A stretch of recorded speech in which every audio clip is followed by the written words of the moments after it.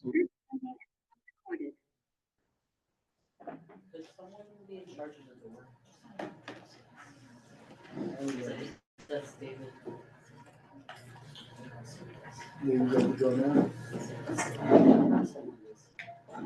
That is David, yes.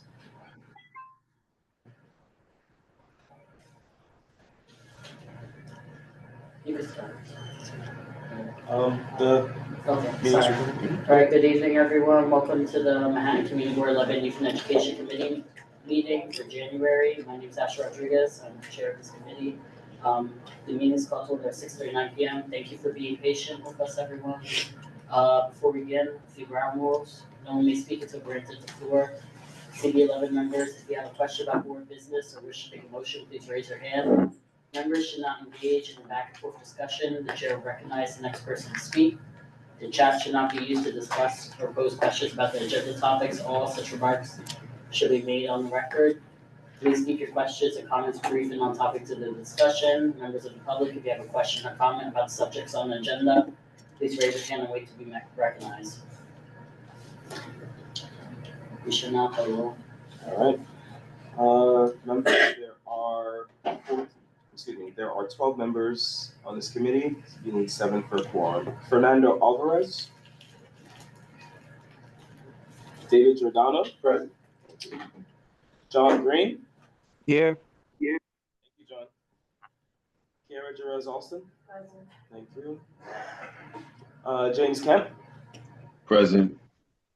Thank you. Malik McCullough is online but refusing to be a panelist, so I'm going to circle back to him. Jennifer Meyer. Present. Jennifer. Jessica Morris requested to be excused for today. Present. Thank you. Asher Rodriguez. Present. Russell Schuler. I'm present, Khalid. Thank you, Malik. Got you. Present. Thank you, Russell. Loretta So. You have quorum, Chair. All right. Thank you, everyone. The meeting agenda and minutes were distributed in advance. If there's no objections to the minutes or the agenda, if there is any, please raise your hand. All right, seeing no hands, the agenda and the minutes are adopted for today's meeting. The minutes will soon be available on the community board website. All right, is there any announcements? I can announce the request for environmental open space and park. Officially going to do our annual event on this Earth Day on April 22nd, and requesting the participation of the Youth and Education Committee to add value to the student population. That'll be held at the Museum of New York, the City of New York. You said 422? 422. Is that a school day? Yeah. Or is that during I spring? think it's a school day. School day, school day. Spring break is early, I get it. Just, I would suggest this is an event we've collaborated with the Parks Committee in the past, so, the chair of that committee is Rosa, right? Yes. Yeah, Rosa. So if you have any questions, please contact Rosa or Russell. Bring them to me and I will bring them to Rosa. On the messenger, contact Rosa. She has other people. All right, is there any other announcements? All right, we can continue.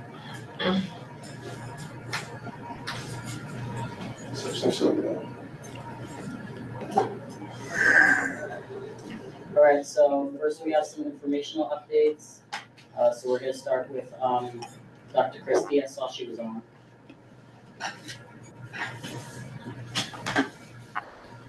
Good evening, everyone.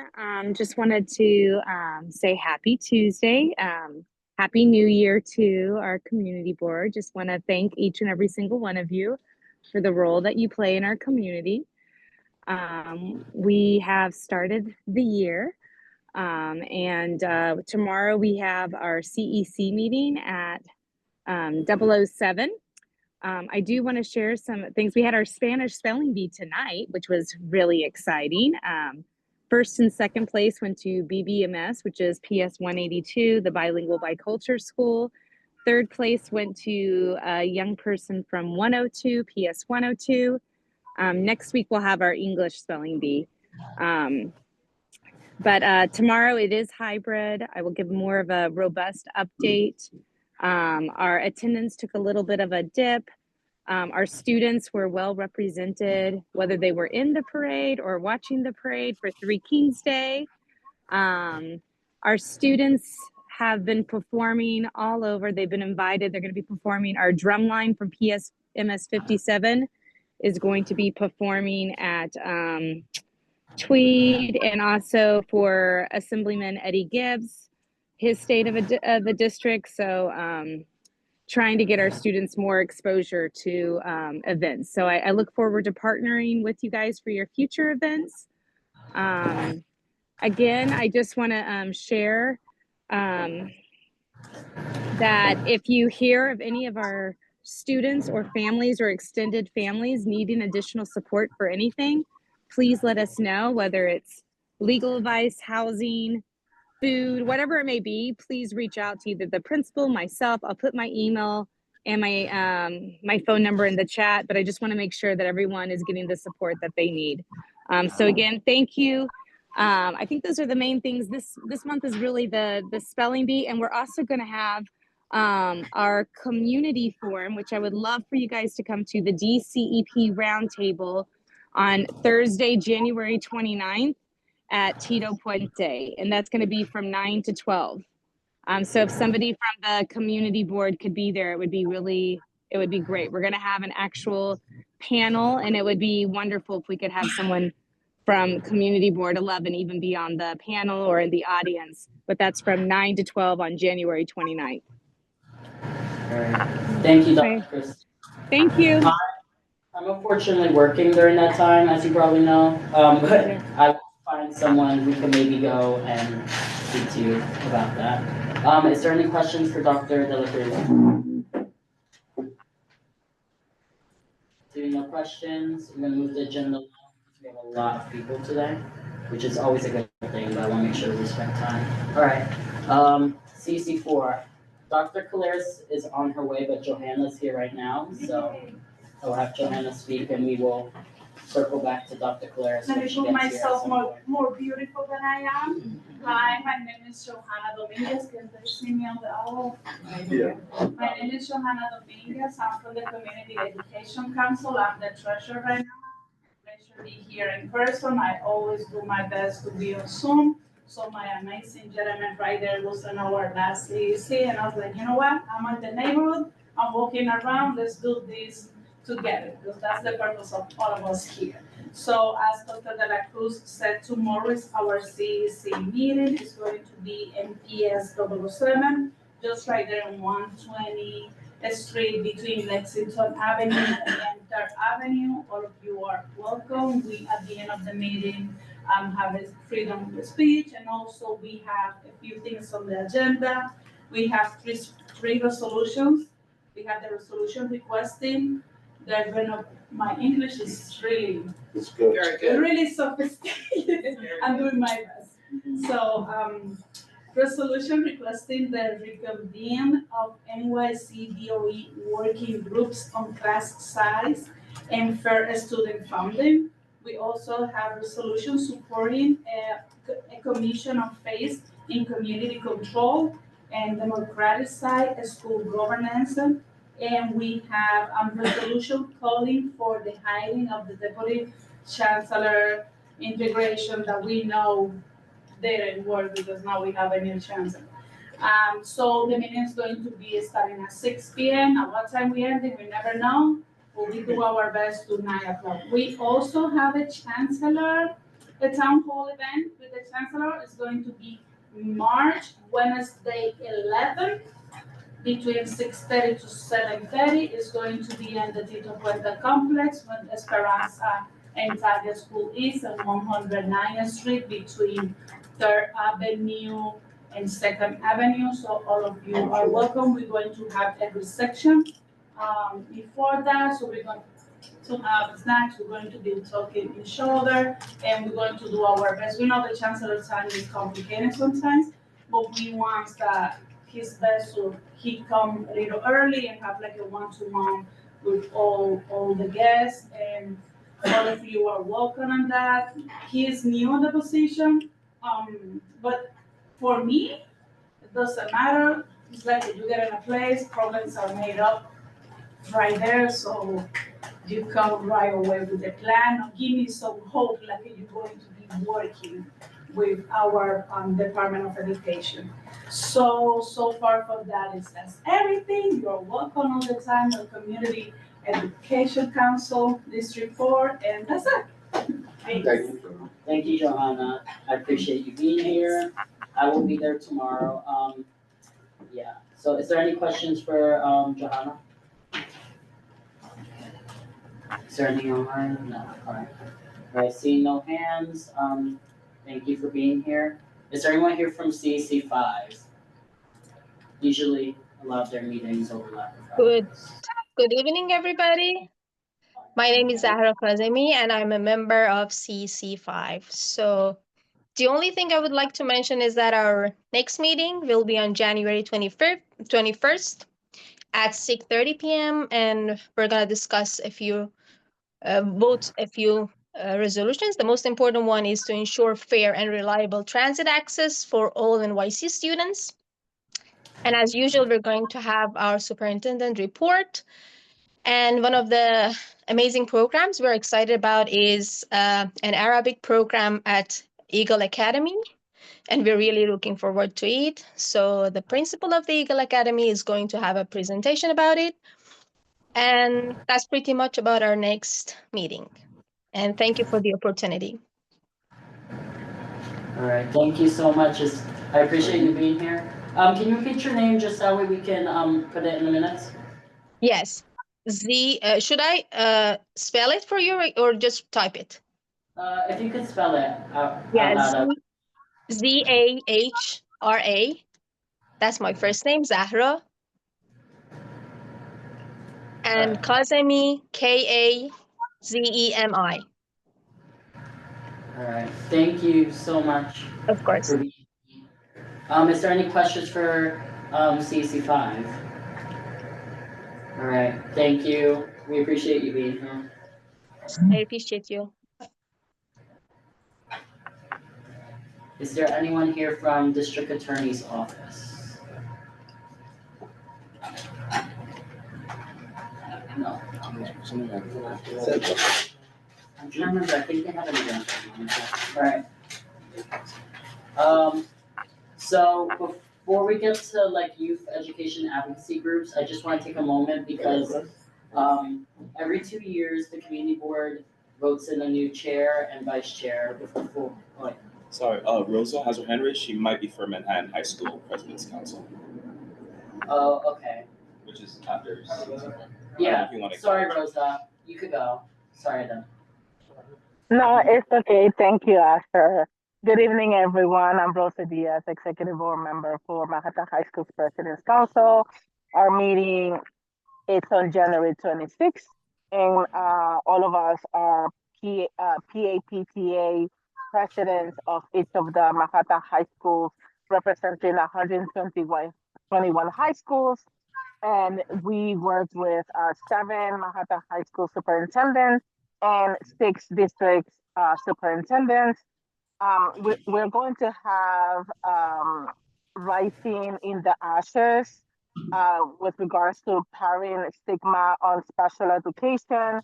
We're also having an initiative of civic engagement for the juniors and seniors with New York Junior League. More to come on that.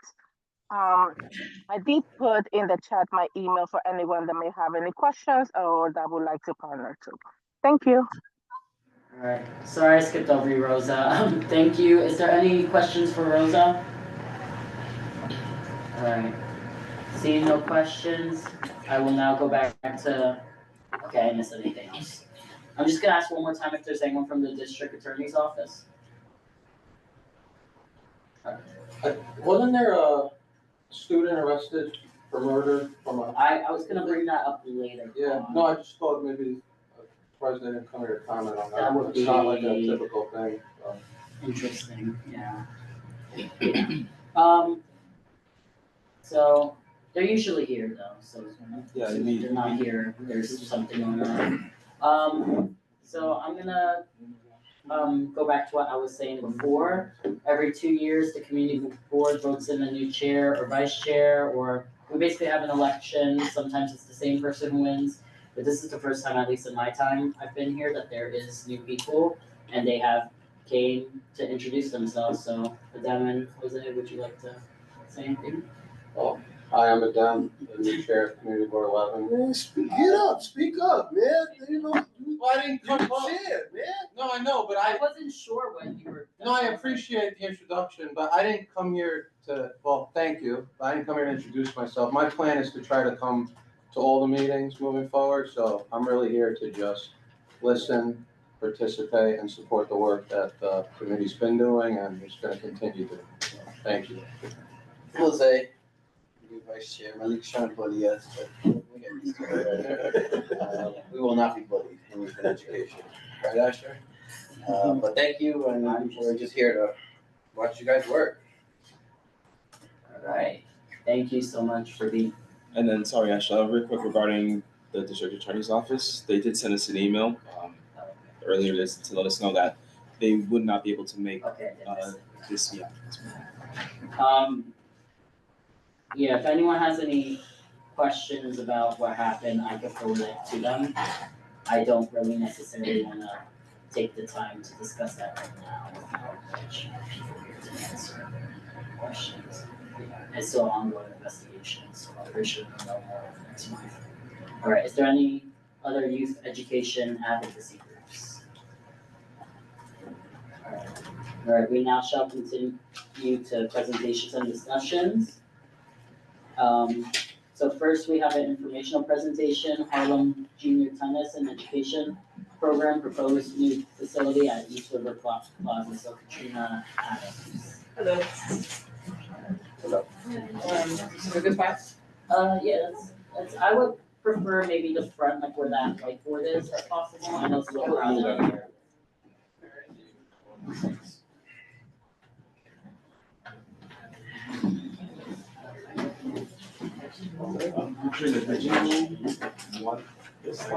Yeah. Sean. It's good? Yeah, you. Okay, good. Good evening, everyone. Thank you for allowing us to be here. My name is Katrina Adams. I'm the Executive Director of the Harlem Junior Tennis and Education Program, where we have been residing at the Armory on 143rd Street for, we're in our 54th year now being there. So we appreciate the time this evening. I'll get through this very quickly. We are here, as he mentioned, for informational purpose and really to kind of get your opinion on what our vision is for the future of our program. You can move to the next slide. My history is really about coming to this program 20 years ago.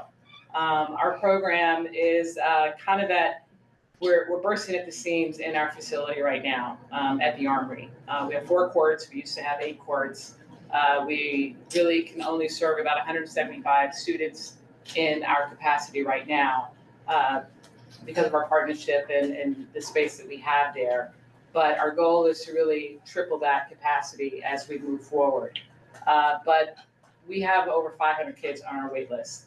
Every week our phone is ringing, our emails are coming, and people are trying to get into our program because of the offerings that we have. Tennis, education, and wellness.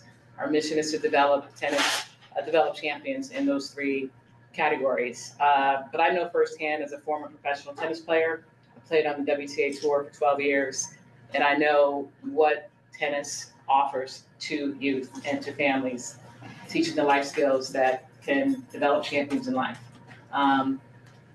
College scholarships and giving you the life skills that you need to develop the executive life skills and executive functions that you need to succeed. It really cultivates the sense of pride that you take on the court in the classroom, etc. So as we move through, as I mentioned, we were founded in 1972 by two gentlemen, police officer Bill Brown and Claude Cargill at the 369th Regiment, the Army on 143rd Street. We've been serving over 25,000 youth since then. This year alone, 2025 alone, we served over 2,500 youth. And that's because we were able to expand outside of our doors into schools, and during clinics and other areas of which I'll talk about later. But the goal really is to put a racket in every child's hand that we can, so we can teach them the life skills that are necessary for them to develop into champions in life. And I'll talk about that more later. But the physical skills that these kids are learning, we want to teach tennis, we call it TAO, tennis against obesity, and more so childhood obesity, so they can be active, so they can be moving around, and also for the well-being of their mental health as we move forward through the presentation. I can click it if you want. Yeah, you. So the services that we offer, as I mentioned, are tennis, education, wellness, and now we've expanded into our school programs. So for the tennis, we have the tennis instruction at a low to no cost. We like to say it's a registration fee. It's really kind of to make to provide services and have our parents be accountable for what they're getting. We have our grassroots level. We have 6 cohorts from grassroots all the way up to high performance. Each level gets more hours of service on the court, but everybody that's in our tennis program is the education component. And this is what it's really all about. They're getting tutoring, they're getting the SEL service that we're providing, they're getting the college readiness, mentoring, and everything that you would want your child to have at a young age to develop the skills and the executive functioning that they need to be successful in life. With that, we have our wellness component. And it's not just the fitness on the court, but also the mental wellness and health wellness that they need as well for those that are seeking that information, seeking those services. But it's the schools program that we've been able to expand, going into in-school, really kind of serving as their PE service. As you know, there's no PE in the New York City schools anymore. So we are actually been going into these schools for their PE hours. We started off maybe 1 hour or 2 hours in some of the schools. And in one of the schools, we're actually doing all of their PE hours 4 days a week. And so as we're trying to expand, we've now moved into Dream Academy here in East Harlem. We'll be moving into other schools here in East Harlem. But we recognize the importance of our kids being active. But it's not just being active. We want them to understand everything that comes with the sport of tennis, and in hopes of them actually joining our program later on as they continue to develop. But again, our mission is to develop champions in tennis, education, and wellness. So our history is that we're proven success by the numbers. Over $1 million are being offered, kids are earning scholarships annually by the schools that they are going to college. So if you add all the schools that they're getting grants and scholarships, over $1 million that they're earning for 4-year scholarships, et cetera. And that's also not just academically financial aid, but also through tennis scholarships. 97% of our seniors are graduating from high school since our inception, 3.1 GPA, 80% are matriculating to college since 1972. 65% of those are receiving the academic scholarship and financial aid, and about 25% of those are earning college scholarships and playing on their teams.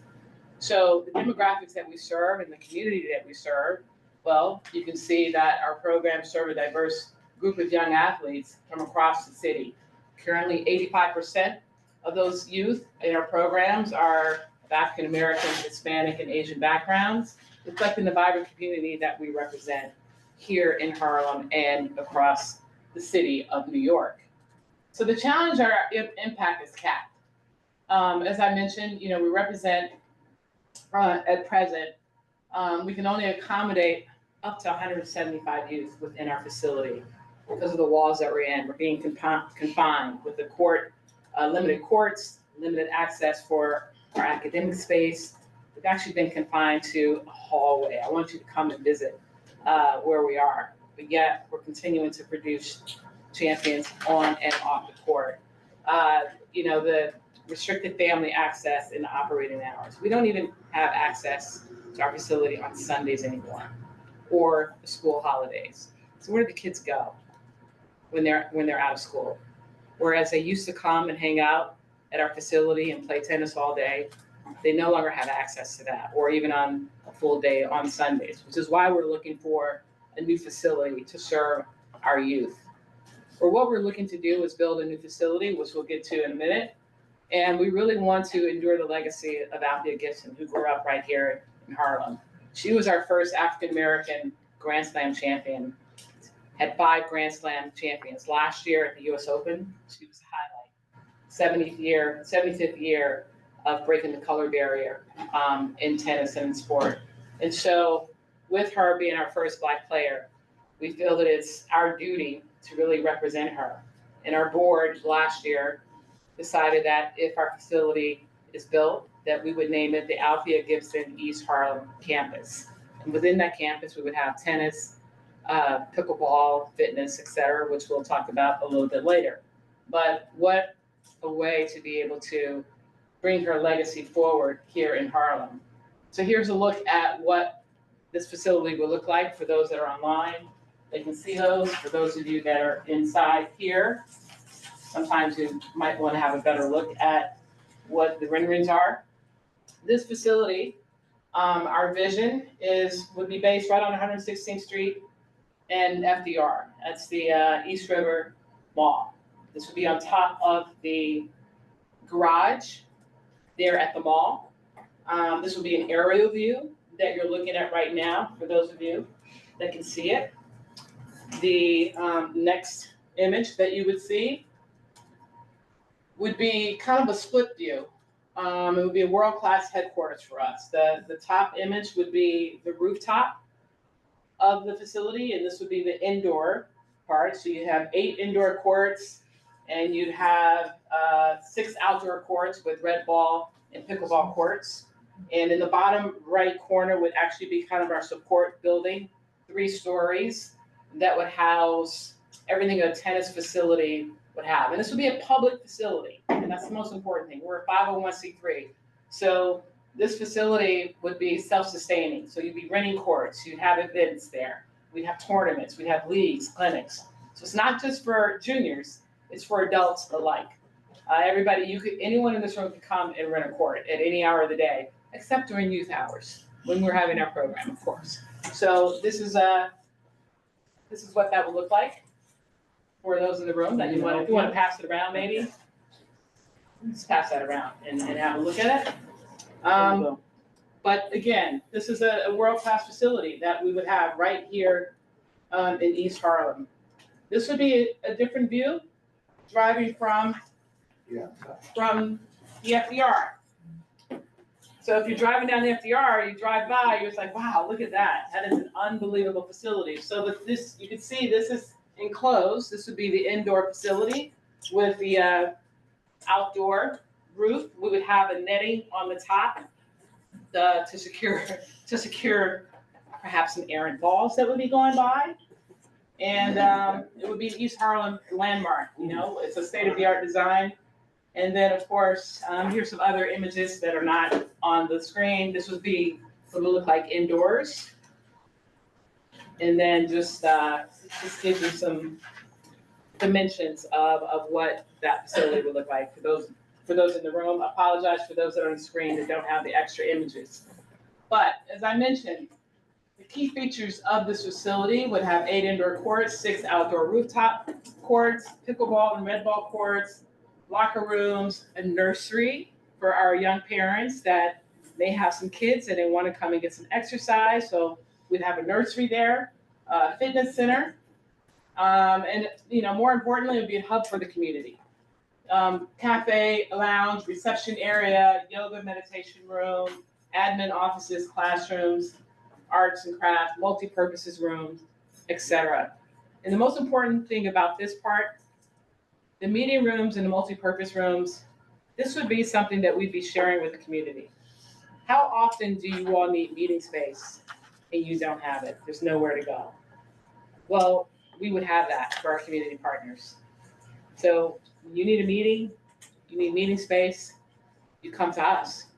We would have extra space for you to be able to have a meeting, to have a conference room, et cetera, because we can't use them all at once. And that's part of what we want to be able to bring to the community, to be able to share with our community partners. So our future is about expanding our impact. Expanding our impact, not with just our youth in our program, but within the community and the city as a whole. So the Althea Gibson East Harlem campus is more than just a building. It's a state-of-the-art facility. It's a commitment to the future of Harlem, enabling us to triple our program capacity, introduce new programs for adults for the first time, because we've been just a youth program. The program will still be for youth. The facility will be for adults, bringing the clinics and leagues and tournaments, as I mentioned before, and create dozens of local jobs, really hundreds.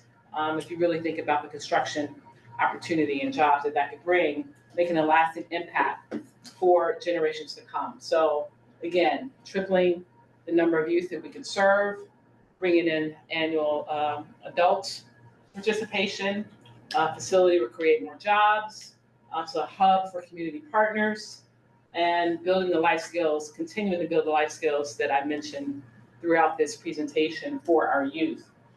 And I think as we talk about a community anchor, this is something that would be key for East Harlem, for Harlem, and for New York City as to what we would be able to bring with this facility as a whole. It would be a stable, mission-driven, long-term partner within this community.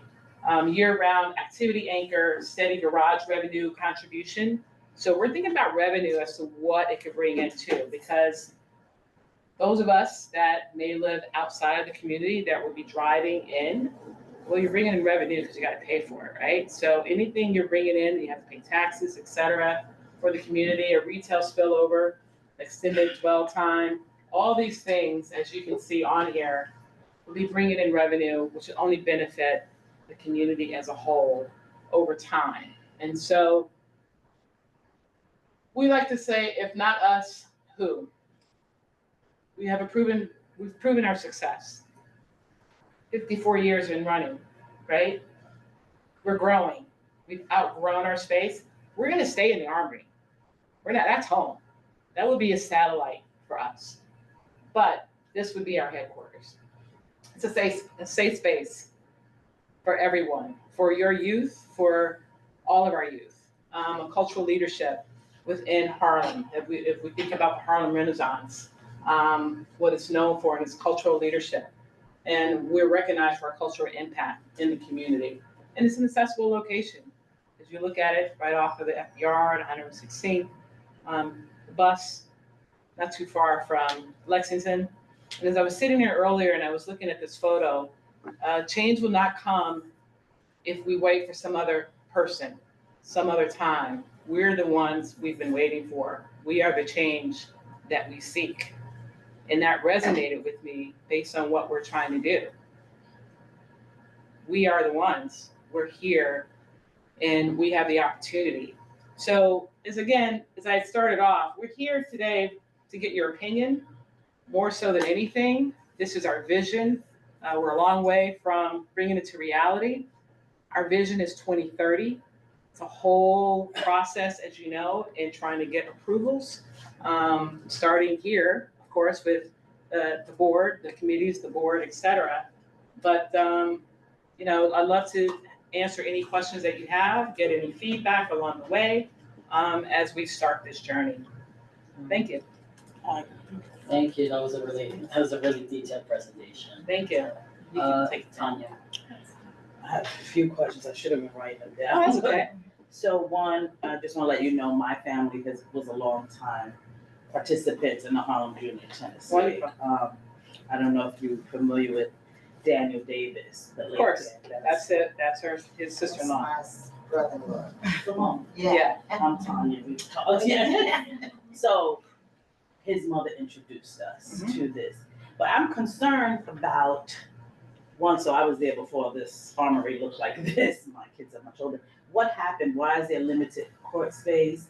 When we went, it was free. Like, I just want to know, because if that happened there, now you're building a new facility. I want to know, what are those constraints? What happened that I think you said you only have 4 courts now? So, Harlem Children's Zone manages a facility. So we are under their Why is guidance. that? You don't know. Why did they take over? They have the RFP of the facility from the state. So it's a state-owned facility. Okay. The Armory is a state-owned facility. Okay. They took control of it in 2009. Okay. We are under the state lease. Anybody who takes the lease, we're in there. So we're not going anywhere. Because we serve the community and we have a track record and we, our kids are graduating and going to college. Okay. And so that is why. And so what it became was the Healthy Harlem Initiative for Harlem Children's Zone. And they added other sports and activities in the facility. So, and it was all about, the vision was great. It was about non-traditional sports. So they added gymnastics, initially it was golf and other non-traditional sports. Tennis was already there, et cetera. And this over time, as their agency grew and they brought in other activities, our real estate kind of shrunk.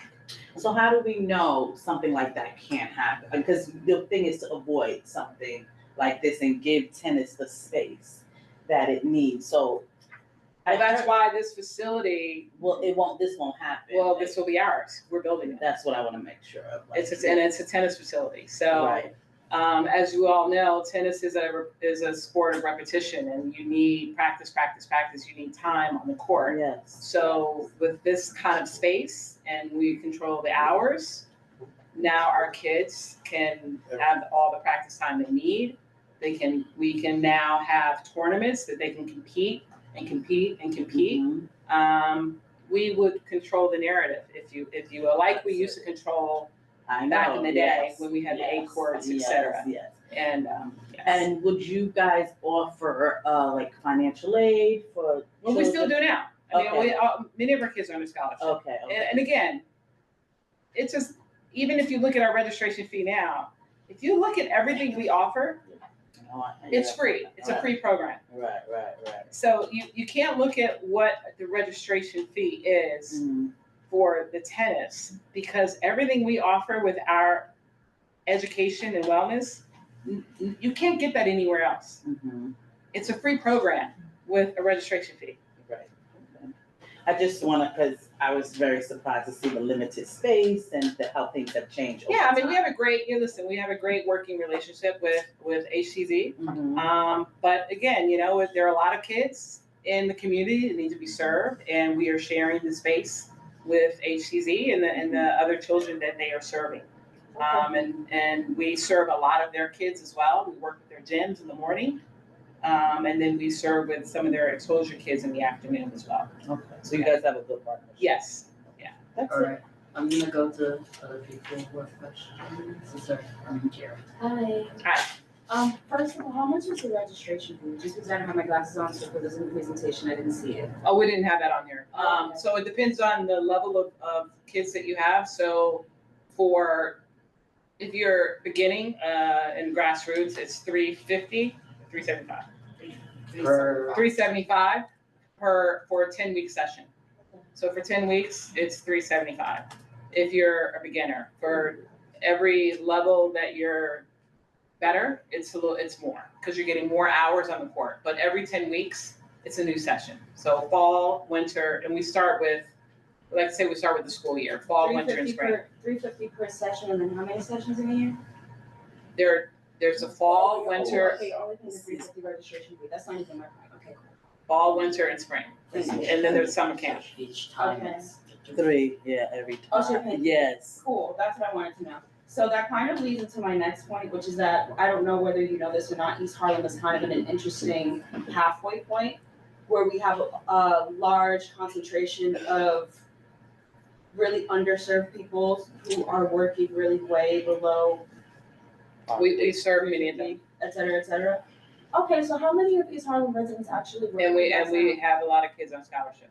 Well, that's some of what I wanted to know, right? Because my only thought process is like, one, yes, the point that you made about raising revenue, yes, increasing revenue in the area, that automatically also brings up like, what am I trying to say? The revenue of the actual community, like property value of the community, and that's already inevitably happening. So when I say raising Hold on revenue, one second. I'll say, go ahead. Sorry. Yeah. So although that's already happening, I want to make sure that there's actually space made for the population of the community who just realistically won't be able to swing that, right? As you're coming into the community, there's going to be an influx of a new population of people who are coming from who you're already serving, who doesn't fit in the armory. And then, although, you know, the idea of having space there is nice and it's nice, but I want to know that there's going to be space made for the like actual tangible space made for the children in our community. For example, what percentage of our school community is migrants? You know what I'm saying? Like, Absolutely. It depends on the school. Like I said, we control our enrollment, and so as I said, 85% of our kids are of color, and that's who we serve. And so as we move into East Harlem, we make sure that we're serving the community, even though the courts that we will be, the court time, we would make sure that there's court time for the community. We control the narrative. That's the beauty about us building this facility, because we want to make sure it's for the community. Now, of course, there's going to be other court time for everybody else, but it's about the community. So that we've always been about that.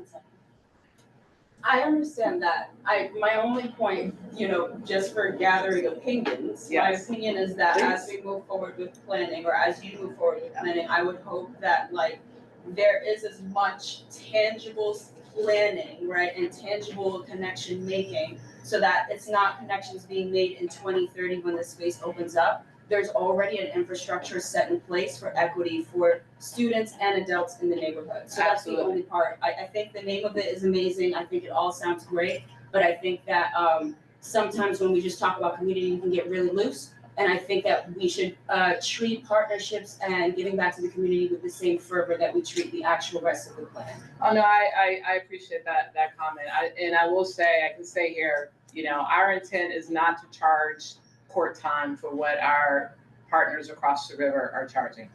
So we're not charging $150 per hour for a court time. So that was another question I had actually. So would there be some type of like discounted pricing for East Harlem residents, or?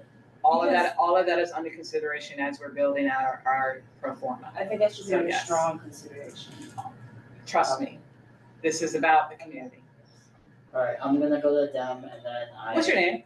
Kiara Dress. Thank you, Kiara. Kiara's fine. Thank you, Kiara. Appreciate that. Thank you. And then.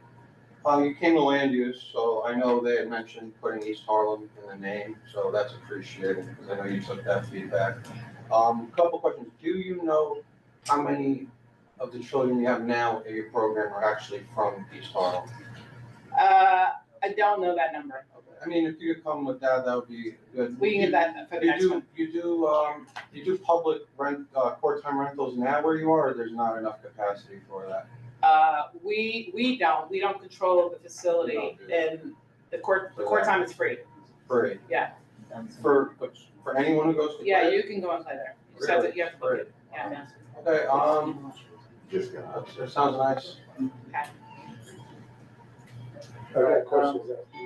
Okay, I do have one question, two questions. Would you be, this is just a suggestion, would you be open to like how we have in the pool in the school on 120th Street, we have specific like East Harlem community hours.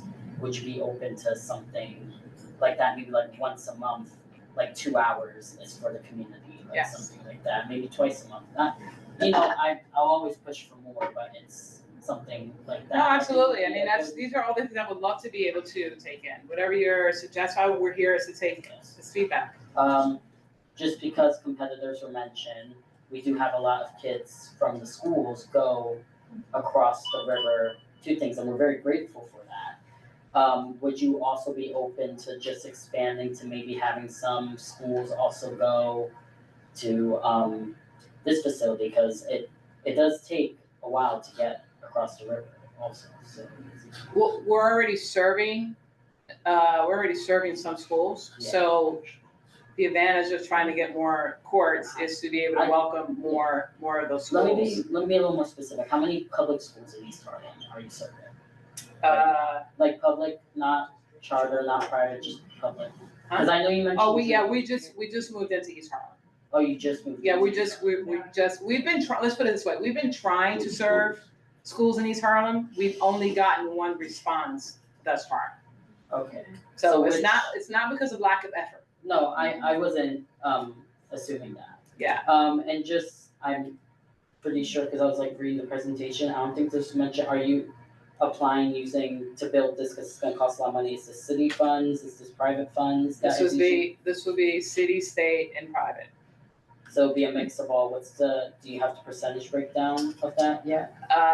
We are hoping to get 25% or 25% anew Yeah, I think 25%.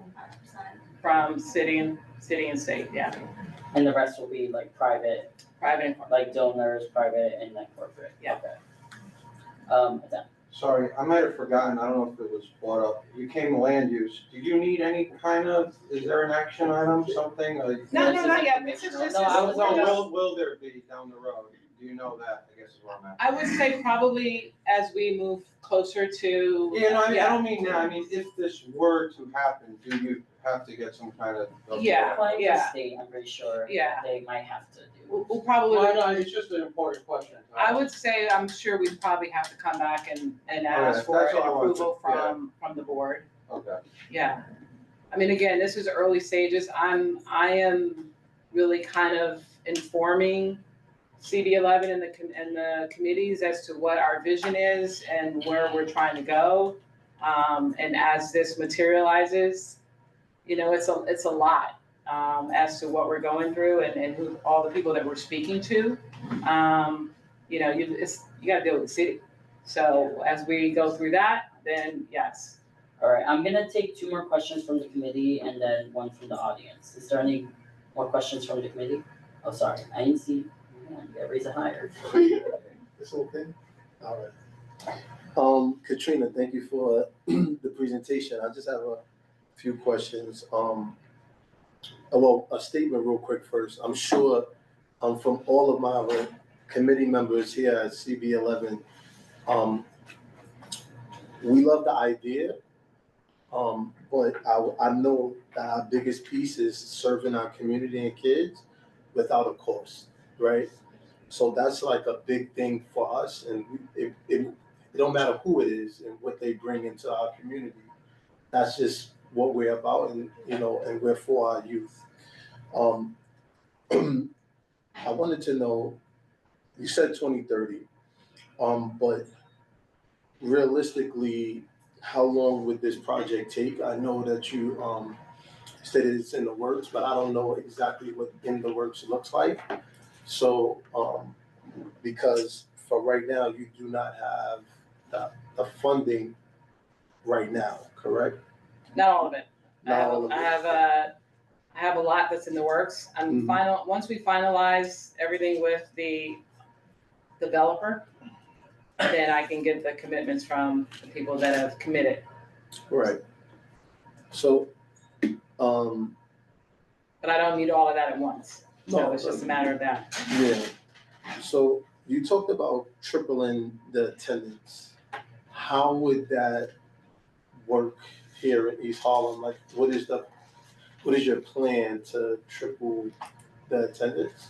Well, I think part of it is, it's tripling the attendance overall from our program, right? So part of it right now is communicating what we're doing in East Harlem. We've started off with reaching out to many of the schools here in the community. The one school that we are serving is Dream.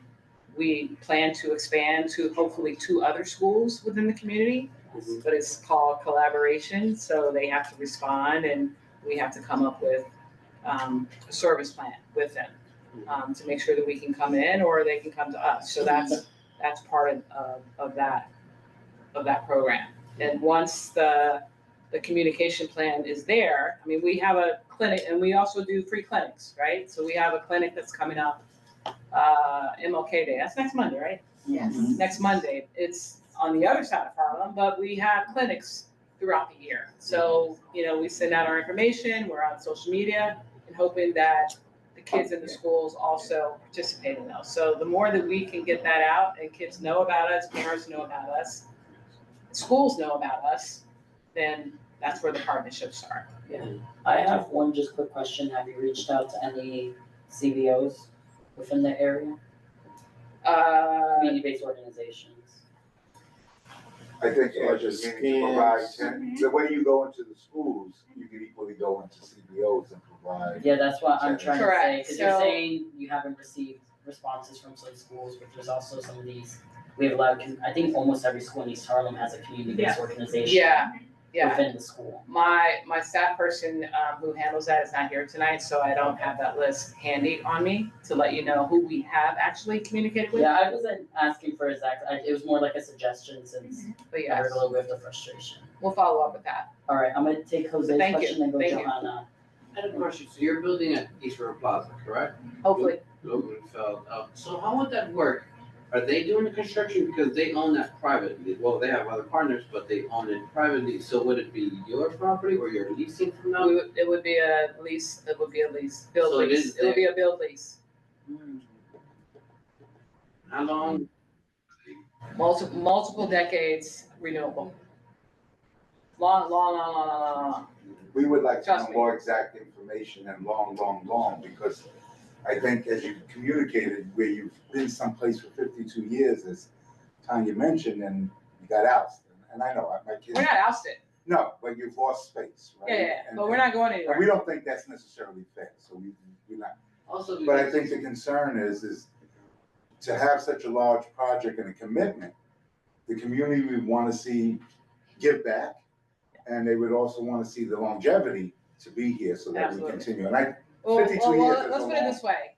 The money that we're putting into it, you better believe we're gonna have a proper, Because this community Agreement. board worked very hard with that development, and there was a lot of promises that was made to this community board, to this community about working with the community, and obviously this is a Okay. community kind of project.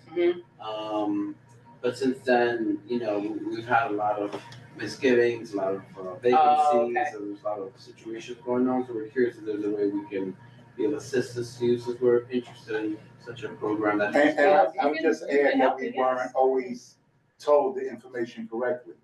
Like when Target left, it was unclear of the real reason, but there was reasons stated that turned out to not necessarily be the reasons why they left. Oh, okay. So we're suspect of anybody coming in for such a large space and not see through the work that they've committed to the community through the fruition of the work. Okay, well, again, we're paying for it, we're building it, so I think that's a little different than them building it, building the mall and having someone come into that space. So it's a different agreement probably than what the Targets of the world had there. I don't know what their agreements are, but yeah, I mean, that's part of why we are here, and then all the other committees kind of asking for advice and input as we go through this process. Don't worry, we Yeah, gave the people across the river I a own hard this time Park too. Service here, and I have a contract there. I do the transportation inside of River Plaza for many of the shoppers and customers. So a little more familiar with the layout, the scheme, so I'm just curious how it would work, because at the end of the day, if there's such a big investment and the community is interested in it and everything else, we'd like to support you however we could. We appreciate it. I mean, I think the initial, I will say the initial, though it's not signed, the initial agreement is pretty favorable for us. So the initial communications, et cetera, are pretty favorable. Rafaela is who your point person is, or someone? Yeah, Rafael is still there. Are you solidified with your developers, all that solidified now? With that developer, Yeah. that's, we haven't finalized it yet. Okay. That's what I was just saying, yeah. All right, I told Johanna has been away for a while, I know she's not on the committee, but she is from the CEC. Oh wait, NCL. Fernando, you have your hand up. This is a real quick question. All right, quick. Yes. What's the payment structure, sorry, for schools? So when you work with a school, how does the tuition work then? Yeah, so right now, most of the schools that we are working with right now are, we have grants through DYCD or other forms. So right now, many of the schools, they're not doing anything. Some of the other schools, we have a small fee with them per child. So again, everything we do is affordable, okay? It's not about we're nonprofit. We're here to help the kids and the community. I just would like to correct something just before, just by accidental misinformation gets spread around. Every school in District 4 has a PE teacher, I'm pretty sure, where they have some sort of PE lessons, whether it's from outside or an outside source or inside. They're doing something, but it's not formal. It is formal, because I've spoken to many. In your district? Yes, in our In district. your I just want to district, clarify, okay, in to our clarify. district. Thank Yeah, you but for just that. in case, it wasn't I'm not trying to That's fair. hit, I just want to make sure people know that there is PE happening within the district.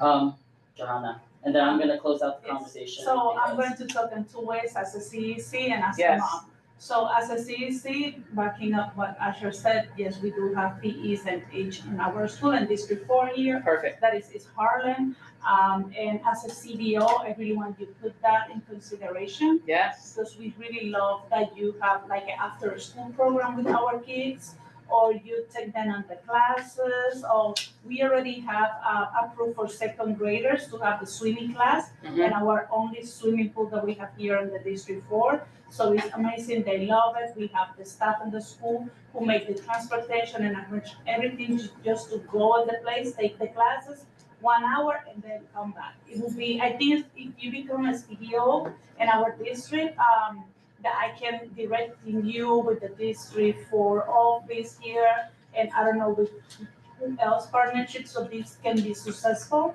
So you can take whatever school that is available for the after school program or as a class. Yeah, thank you. And the curriculum of every day. No, that's good to know. We do that in our district when in Central Harlem. So we have a couple CDOs there that we are working with, but we'll definitely reach out to So as those a mom, I become from the District 5. Okay. So my kids, my bigger one, we was in Harlem Children's Home on there. So I know that they take tennis classes, but I didn't know that was you. So now with the many years that you said that you've been there in the Army and we've been transport as a daycare, they had everything. Yeah. So it was really nice, but it was really hard for me. Don't have the service anymore just because we're moving now, Harlem Children's Home. So I do love the idea as a mom. I hope everything becomes successful. I know things that I don't know about, building, bureaucratic, things like that, but I do hope that it can be affordable. Because you say $350 for 10 sections. I love our community, but moms in this area sometimes spend $200 just in lashes. So, invest $350 in your kids' education and have them out of the street and have them try and know their sports that you don't even know that your kid is going to be a professional. No. And can be making rich money coming out from Harlem. So I do understand that it's affordable. So I appreciate that. And I hope you become also a CBO for our community, that kids that parents that cannot be approved of that, they can have the class of leads. This is great information, great insight. I appreciate. I know you've given us more time than we were allotted. Just as a reminder, we are giving a free clinic at the Danny Farrow Riverbank State Park in the gymnasium Monday, MLK Day, from 1 to 3. You can go on our website. We have the small one or the big one? The one on the north end. Yeah. Okay. One on the north end. There's a QR code to registration and but please reach out if you have any more questions. I appreciate your input and your questions, and this is great guidance for us. Thank you so much. Thank you so much. Okay, Yes, thank you. yes.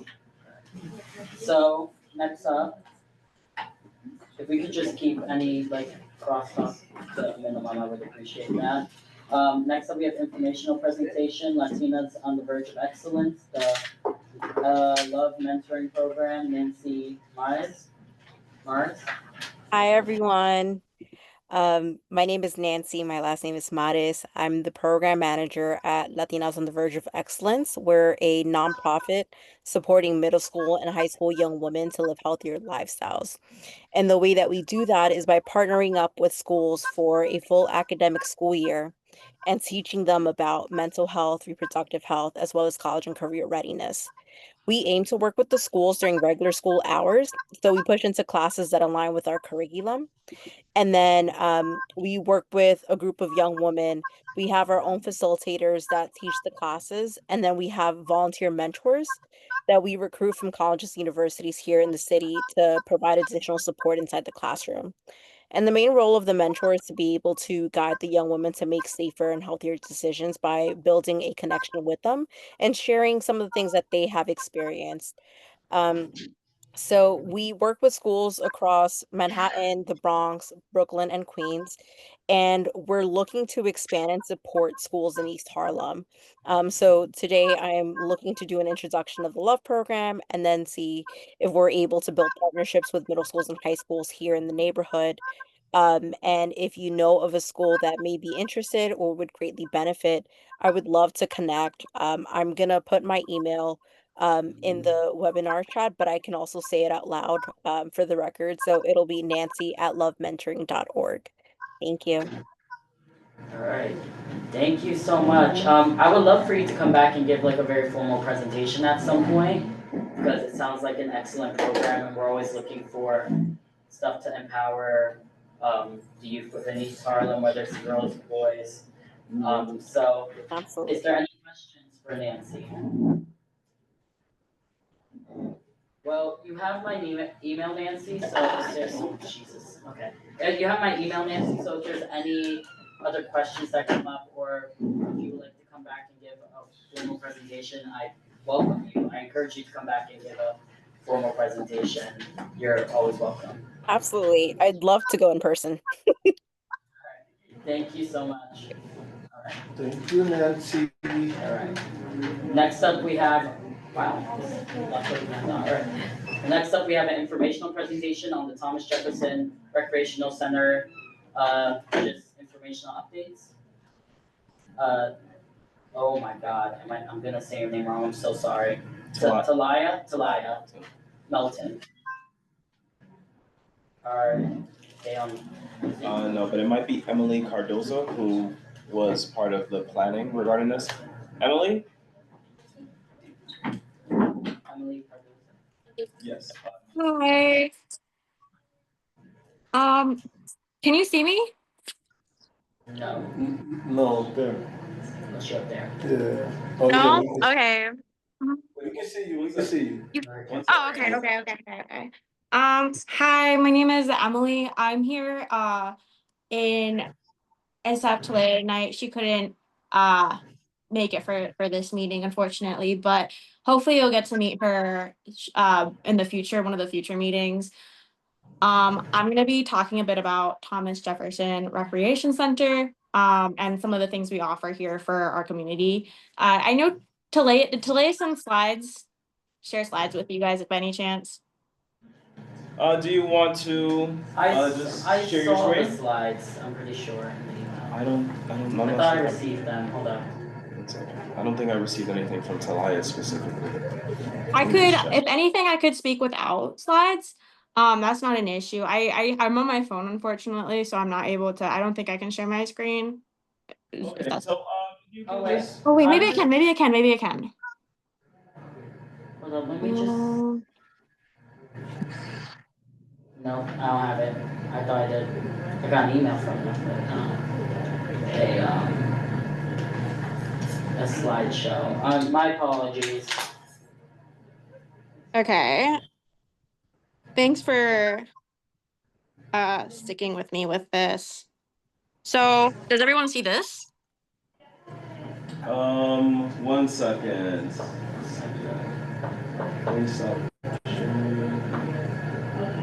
Okay, yes, go ahead. We can see that, yeah. Okay. Yay. So, I'm the deputy manager over here at Thomas Jefferson Recreation Center. We're one of about almost 40 rec centers operated by the Parks Department. These are free and affordable centers for New Yorkers all over the city. At 180 First Avenue, which is right in Thomas Jefferson Park. We recently had renovations done in our fitness room. So we reopened in November, at the end of November. We were closed for about 3 months, so we're all very happy to be back here at this facility. This is our lobby. I'm going to give you a little virtual tour of what we have here. So we offer ping pong and pool tables in our lobby.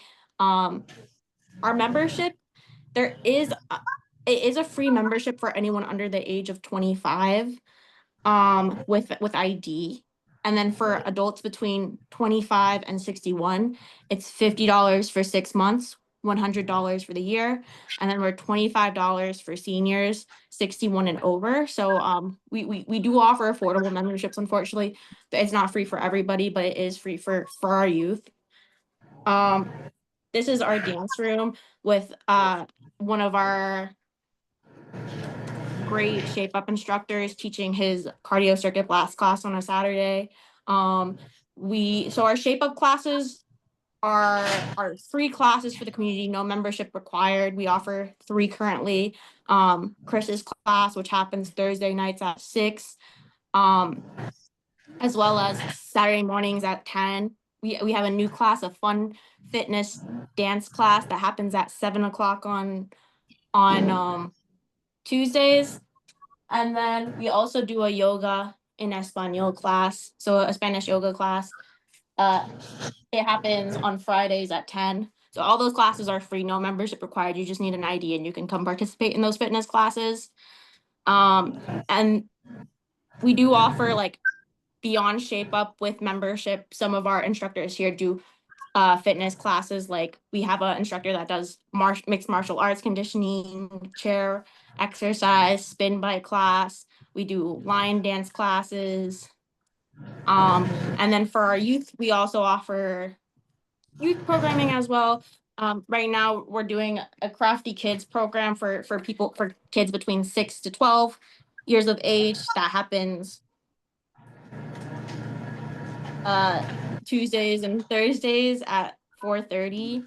And then we have a team program that I'll talk a little bit more about towards the end. So this is our children's library. It was renovated in the past few years. We got a whole bunch of books donated.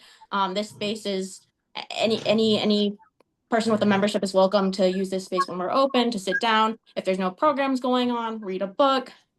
It's a very nicely decorated space that I'm happy we have here. This is our recently renovated fitness room.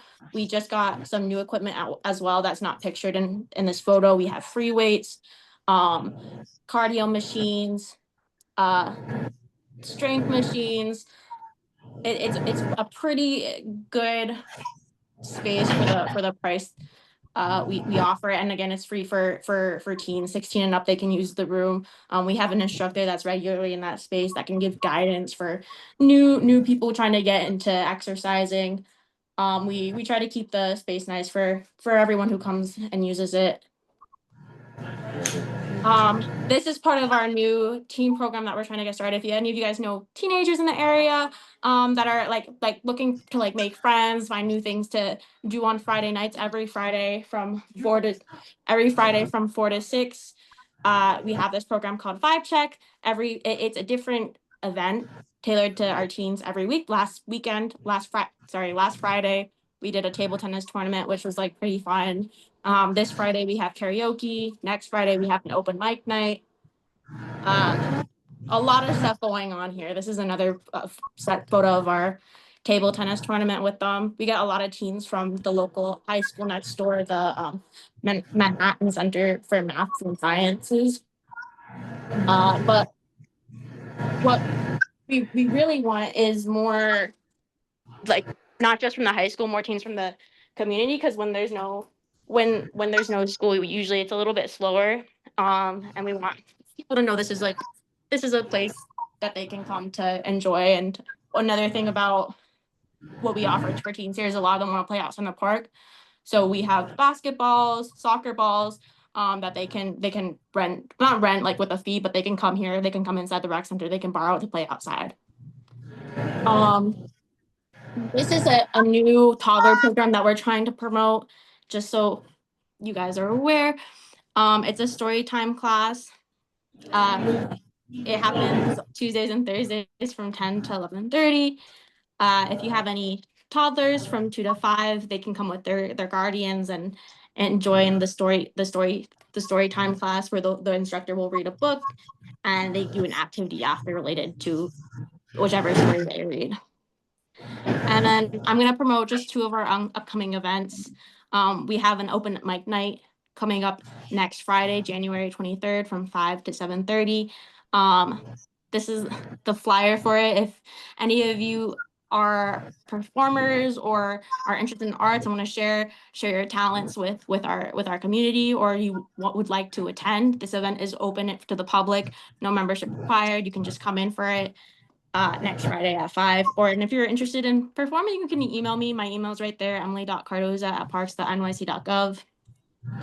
And then the last event I'm going to promote today is we're trying to start community a run series.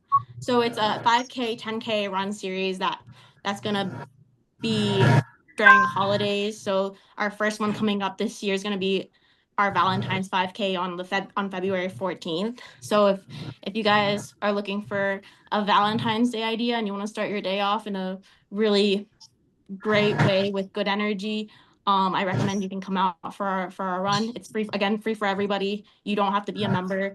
It's February 14th at 11 a.m. I'd be more than happy to answer any questions anybody has about our rec center. I'm really grateful to be here speaking with you tonight, and I hope that we can Thomas Jefferson Rec Center can be more present here at these meetings in the future to share what we have to offer. All right, thank you so much, Emily, for presenting. We have one question from the committee. Sure. So, Emily. Hello, how you doing? Thank you for the presentation, Emily. Do you still have like the boxing gym there, or no? Y'all don't do boxing anymore? So our his name is Gio. He's our mixed martial arts conditioning instructor. He still does. If you're an adult trying to like learn the basics of martial arts, including boxing, and he does a lot of like technique from Muay Thai as well. He has a class called Off the Hook that is 3:30 to 5 on Tuesday, Wednesdays, and Thursdays. You can stop by for that class. He can teach you. He has like the equipment, the gloves. We put mats out. We have the punching bags, and he can get people started on like how to punch and how to kick and how to block correctly in those sports. Is But that just Mhm. is that just for adults or kids as well? And what is the age range? That specific program is for adults. We do offer youth mixed martial arts conditioning class on Fridays at 6 p.m. as well as Saturdays at 1 p.m. So for any teens that you have that might not be 18 yet, it's a conditioning class. So with that's like based in mixed martial arts, like conditioning, if that makes sense. So he does do some fundamentals, but it's not as hands-on with like they're not like putting with like the gloves or like not too focused on fighting, more focused on like exercising, but going into mixed martial arts. What's the ages? So the youth mixed martial arts conditioning class, it's 14 to 17. Okay, but nothing smaller. It's 14. Nothing smaller. Okay, thank you. Yeah, you're welcome. Is there any other questions from the committee? All right, no. All right, thank you so much, Emily. It's awesome to hear about all the new stuff that has happened there since I have gone. If you could just email us the presentation so we could spread it around, I would appreciate it. Sure. Yeah, I'll be happy to do that. No problem. Excuse me, I have a few questions, actually 2 questions for Emily, if that's okay. This is C, Zara C, from C, C Yeah, five. you can ask, yeah. Oh, thank you very much, Emily. I have one question. Most of the classes that you mentioned were during the school days, not on the weekends. But most teenagers have after school are in after school programs, so they're picked up around 5:30. So I don't think they can make it to any classes during the week. Do you have any classes for the weekend for kids and teen? So, thank you for your question. We offer 3 classes for kids right now on Saturdays. So our weekend hours are only Saturday from 10 a.m. to 3 p.m. So we really do try to take advantage of that, like that after school weekday time. And that is something that comes up a lot where people express that they have that they conflicts with any after school that they have or other programming, which we definitely understand. So maybe we can consider doing more Saturday classes. It would be in the morning, in the future. So thank you for sharing that.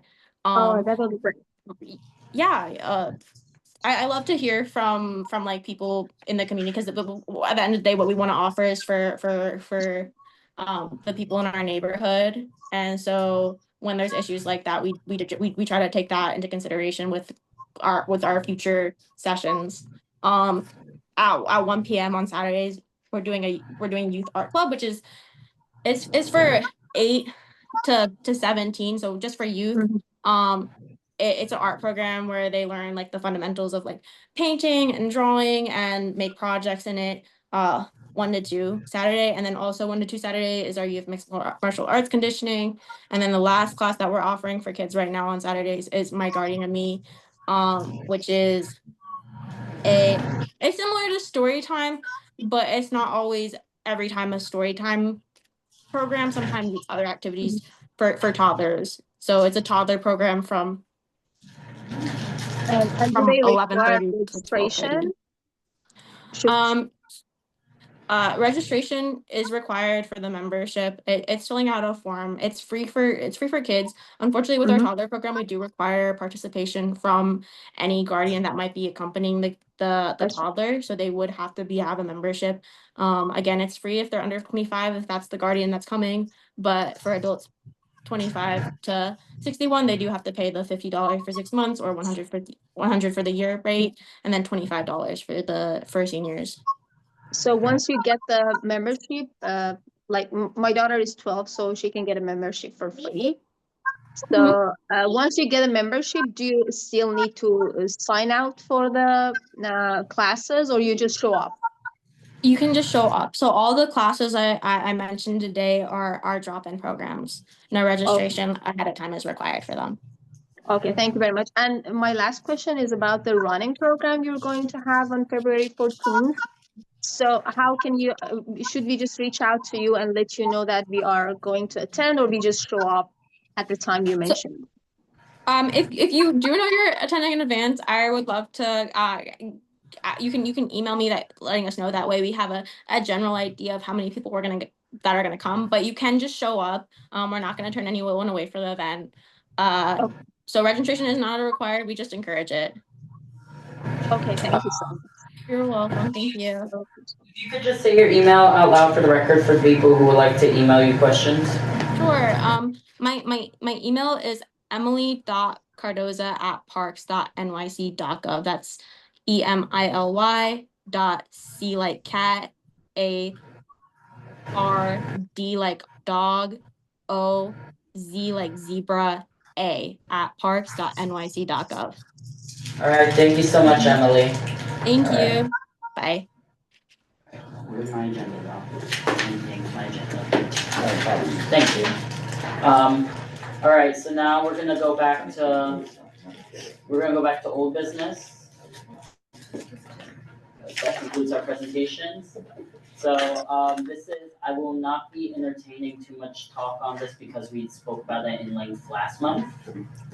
So, old business initiative to improve infrastructure assembly to ADA compliant elevators, Matt and East Middle School, MS 224 committee to consider request for letter of support dash acknowledgement. James, if you would like to say something very quickly, I will allow that. Just, yeah. It's just, like you said, when we last spoke, just to, zero in on one thing. Yeah. And with that, that Because comes I got down. nervous. Hold up, sorry, James, there's a little bit of cross. If you are not speaking, if you can mute your mic, I would appreciate that. I just muted Emily, she might have not known. Thank you. James. Yeah, where we're at now is just zeroing in on what it is we'd like to bring back to the table. Because, of course, like we said, there was a number of things. What is the most realistic thing that we would get to? Yeah. Yeah, like I said last month, and I'm gonna say now, as we spoke about it in length a lot, I would like the committee to vote. Like, I would take a motion for either yes or no, just in terms of the way that we do our processes. It's not like a reflection, I'm not saying you're taking it this way, it's not reflection on anything, it's just we need a vote, and I don't wanna have us sitting here having a conversation we had last month, if that makes sense. Yeah, sure, I get it. Alright, so I will now entertain a motion to either provide a letter of support for Manhattan East Middle School elevator project or a letter of acknowledgement. I know they are applying for funding right now, so I think if we were gonna give them a letter, it would be a letter of support. So I will entertain a motion. Okay, you can raise your hand. I motion. Speak up so that I will hear you. Alright, Kira. You gotta say motion. Yeah, you gotta say. Definitely gotta speak up. I motion that. Yes? Yeah. No, you gotta say what your motion is. Say my Just read motion, you said motion to make, Sorry, guys. are you in support or you? Oh, yeah, I'm in support. I'm in So, support for a letter of so motion to make a letter of support for the Manhattan East Middle School to receive elevators in their building. A second. Alright. Any second? Okay. Jose. Let me make sure that, Khalid, is that clear? Or would you like a little bit more Austin clear? made a motion to provide a letter of support for Manhattan East Middle School, East Middle School, MS224. MS224 to Receive 2 ADA compliant elevators. Is that correct, Kira? Sorry, I need to make sure that I'm not putting words in your mouth. Give him a second. Okay, so Kara Jerez Alston made a motion to provide a letter of support for Manhattan East Middle School MS224 to receive 2 ADA compliant elevators. The motion was seconded by Fernando Alvarez.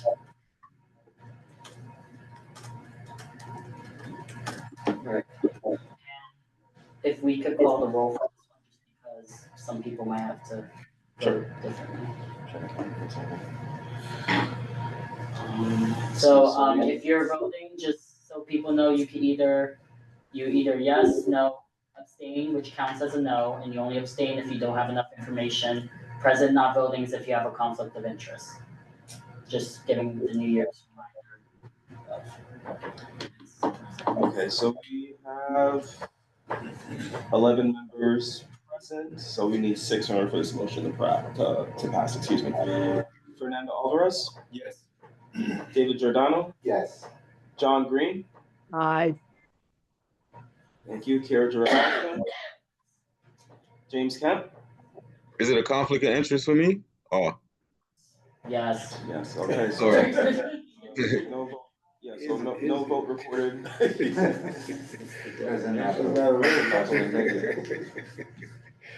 You joking?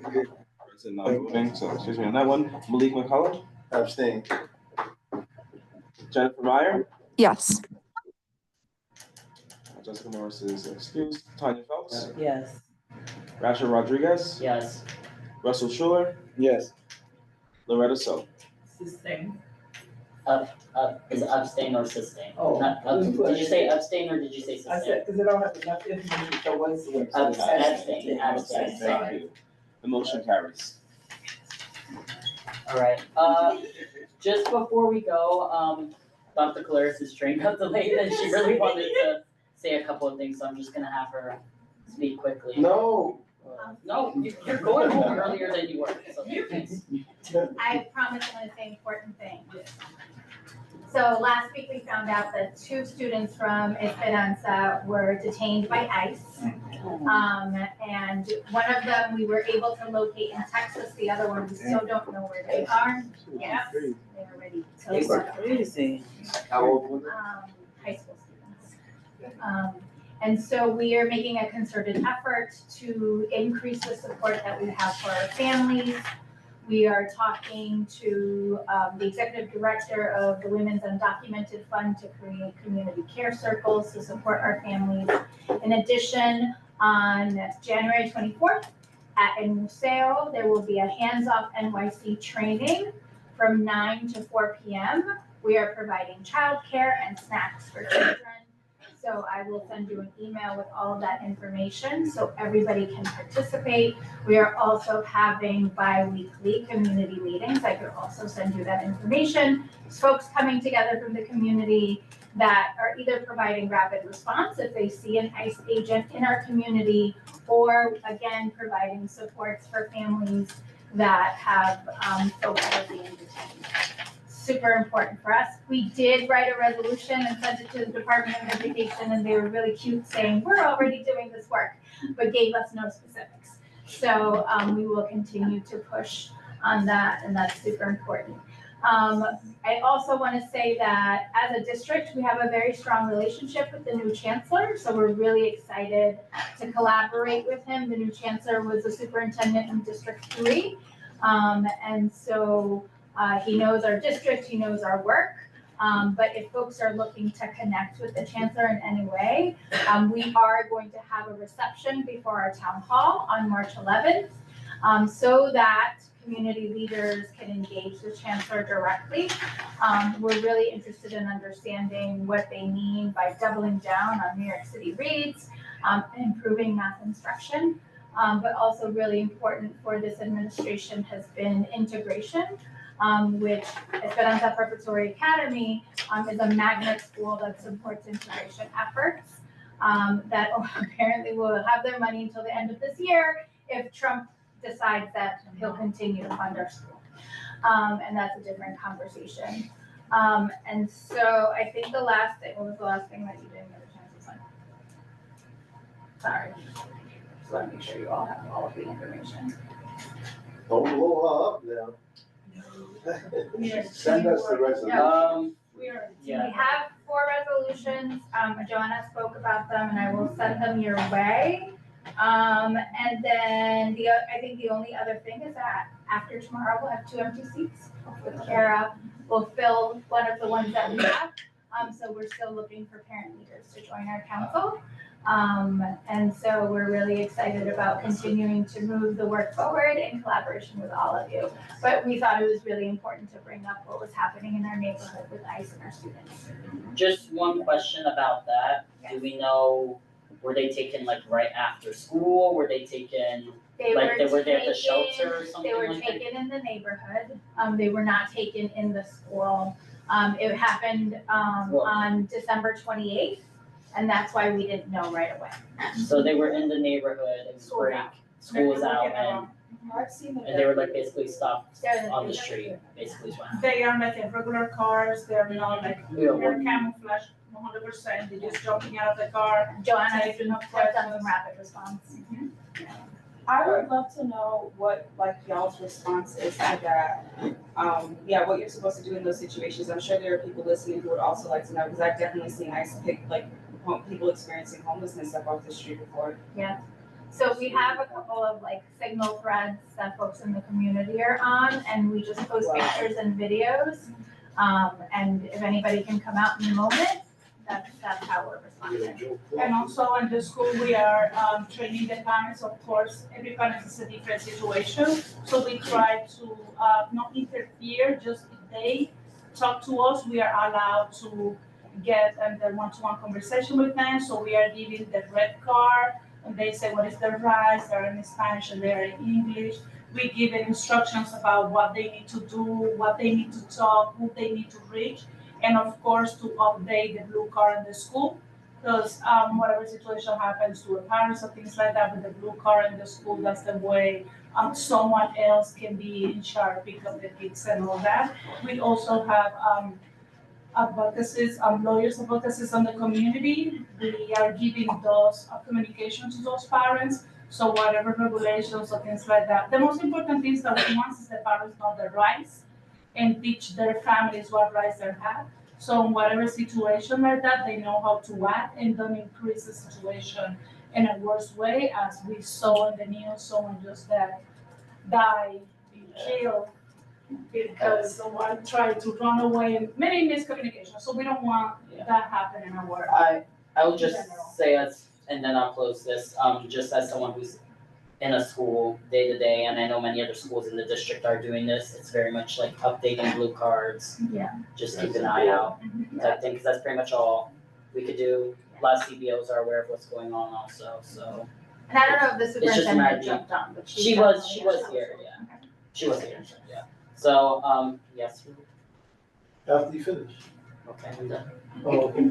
So I just wanted to know, as a whole, does the Department of Education has something in place for every school to do and not allow ICE into the schools? And is Yeah, everybody? so as staff, we are received the still training at the beginning of the year.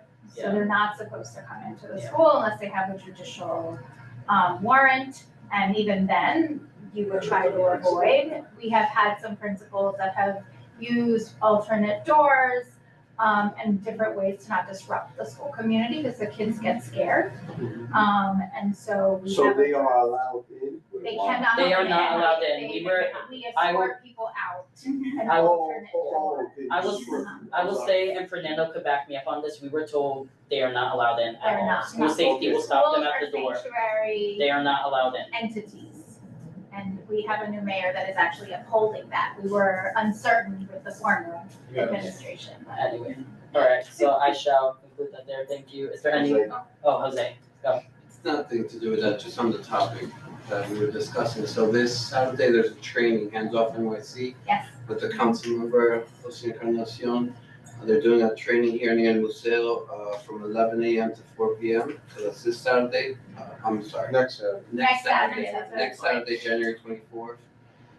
So it would be very good to try. I just sent it to your phone. So you Yeah. can send it. And How do we get information? Because there's a lot of concern in the neighborhood over this. We've had a couple of like big phone calls with Melissa. I've seen a lot of from the community, and apparently there is a concern that Trump may send even more ICE agents. Most likely they will come this. And what the flyer doesn't say again is that we will have childcare. So bring kiddos, we'll have them in a safe place. We'll have snacks, and we'll make sure that they're entertained. So as many people as possible. I would say if you can't go to training, look out for your neighbors. All right. Is there any new business? All right. Seeing no new business, Khalid, if you could call the roll. All right. Fernando Alvarez, here. David Giordano. Present. John Green. Here. Thank you. Kara Jerez Alston. Present. James Kemp. James. Present. Present. We could just talking and. Jennifer Meyer. Roll is done. Present. Thank you. Jessica Morris is excused. Tanya Phelps. Present. Asha Rodriguez. Present. Russell Schuler. Present. And Loretta So. That's it, Chair. All right, thank you so much. This meeting is adjourned at 8:12 p.m. Have a good night and we'll see you everyone.